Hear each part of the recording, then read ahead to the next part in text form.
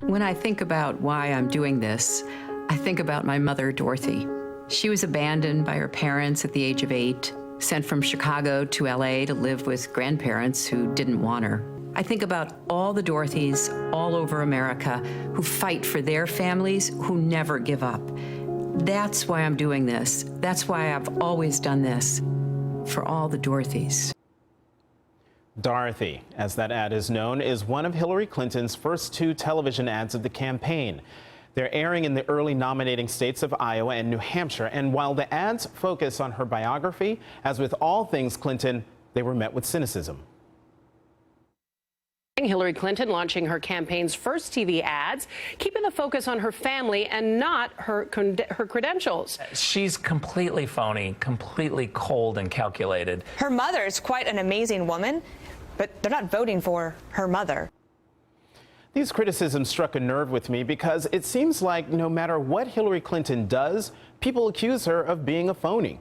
But I see it differently. Here you have Hillary Clinton telling the story of her mother's deprivation, a woman she was very close to.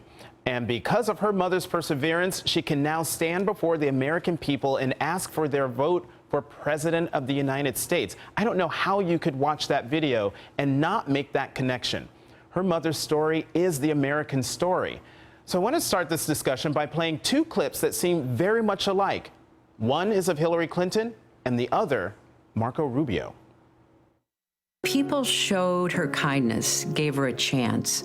Like the teacher who saw my mother had no money for food and started bringing her extra from home, whispering, "You know, Dorothy, I just brought too much food today." My father was a bartender, and the journey from the back of that bar to this stage tonight, to me, that's the essence of the American dream.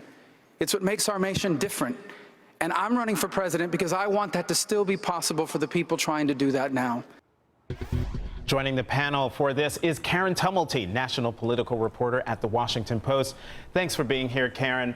Sure. So, Karen, why do those clips of Clinton and Rubio get such different reactions? Well, because Hillary Clinton has been a part of our national psyche, I think, for at least a quarter century now. So it really is pretty extraordinary that she is introducing herself to the American public now. And the story of her mother is something that she wrote about extensively in her earlier memoir, Living History. Marco Rubio is somebody who really burst onto the national scene just a few years ago. And another issue, I think, is that Hillary Clinton, assuming she gets the nomination, as we all do, is likely to be running against a governor or a senator or someone who can point to a lot of very tangible accomplishments in their career. And Hillary Clinton, you know, from her time in the Senate, there really were no landmark pieces of legislation with her name on them.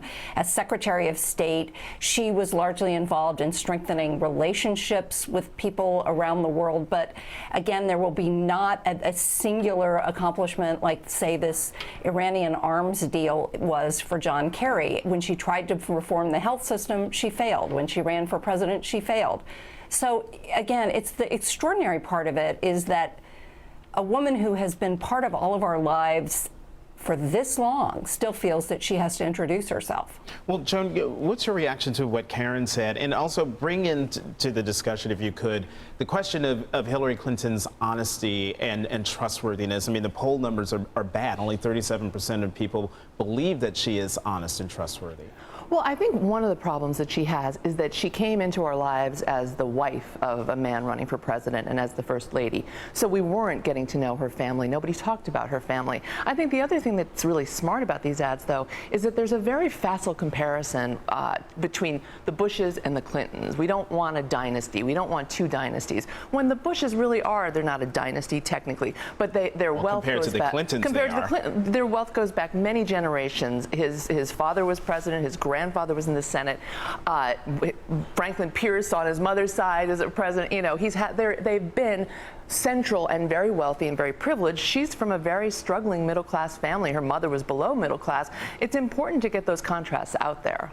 Well, and it's important because we talk about Hillary Clinton reintroducing herself this election, but she's very much introducing herself to a lot of young voters who were not around. Who were even alive at the time of the Clinton and were very, presidency. also, obviously very young when George Bush was president.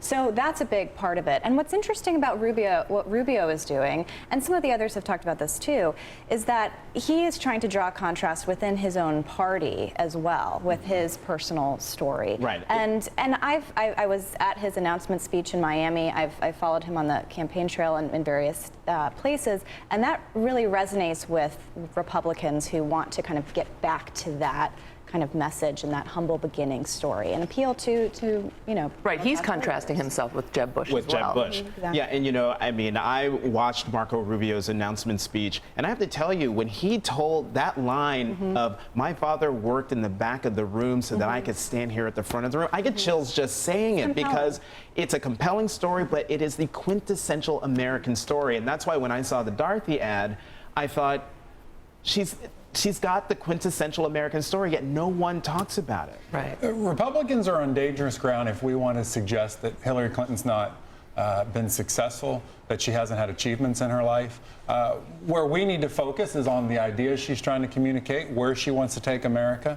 And look, voters are pretty smart. And you referenced it, her very low trustworthy numbers. In fact, I was in the airport on the way back from Cleveland from the debate, talking to this young female Democratic voter who said, Hillary Clinton, her hands are dirty.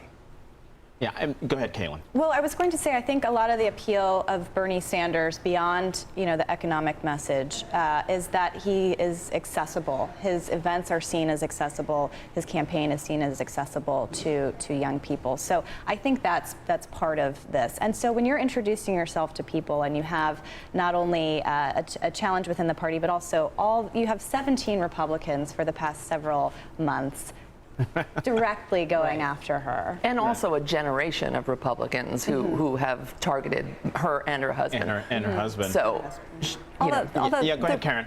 The real question, and the one that she hasn't really answered yet or even begun to answer, is where would she take the country specifically? What are her policies? Her husband famously said over and over, elections are about the future.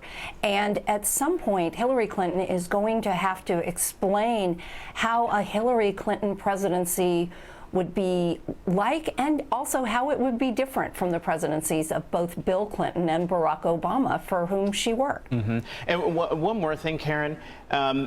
How can, you probably just sort of answered this question. I was going to ask, how can Hillary Clinton bring the conversation back to being a champion of everyday Americans? You say that she needs to say what her plan is. I would argue that she has been giving speeches over the last several months on many, many topics.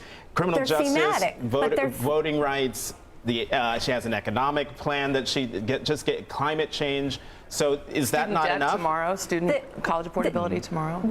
They're thematic plans at this point, but specifics, and probably she needs a specific Republican to contrast herself from, and not just Republican philosophies. But I really don't think that these have yet added up to a real rationale for running, and a real description of where she would take the country, and a real contrast with, again, the last couple of Democratic presidencies. Karen Tomati, you're staying with us and staying with the panel, and